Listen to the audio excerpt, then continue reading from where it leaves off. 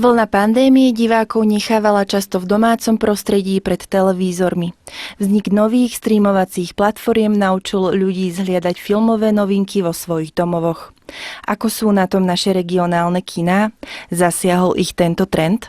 Čo sa týka kina Mier, tak v roku pred pandémiou, v roku 2019 sme zaznamenali návštevnosť okolo 16 000 divákov. V období tých 2 rokov počas pandémie v roku 2020 a 2021 návštevnosť teda klesla asi o polovicu, čo bolo spôsobené zatvorením prevádzky alebo fungovaním s obmedzeniami.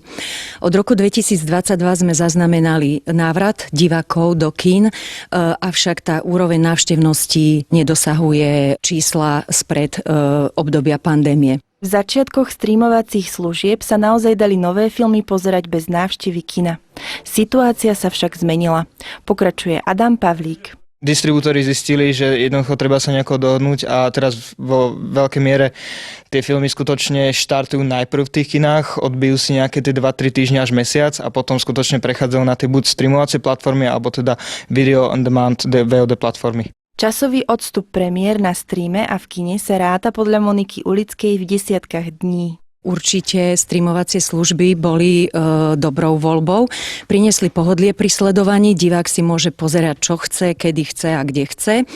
Avšak kina stále majú výsadné právo premiér a ten časový odstup premiéry v kine a na streame je dosť veľký. Je to asi 50 dní. Regionálne kiná v roku 2022 zaznamenávajú opätovný návrat ľudí do kín, aj keď počty nedosahujú návštevnosť pred pandémiou.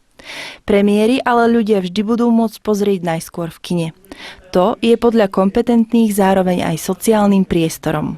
To kino je stále takým sociálnym, ako miestnosť na sociálne sa stretnutie ľudí.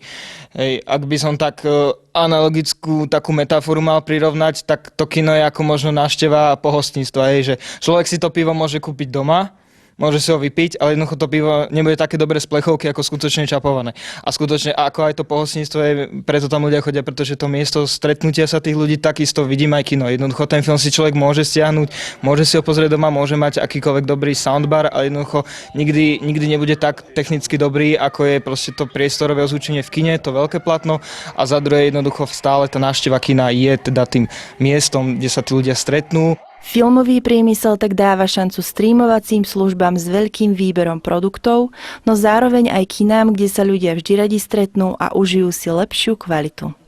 Veronika Ondrišíková, Televízia Považie.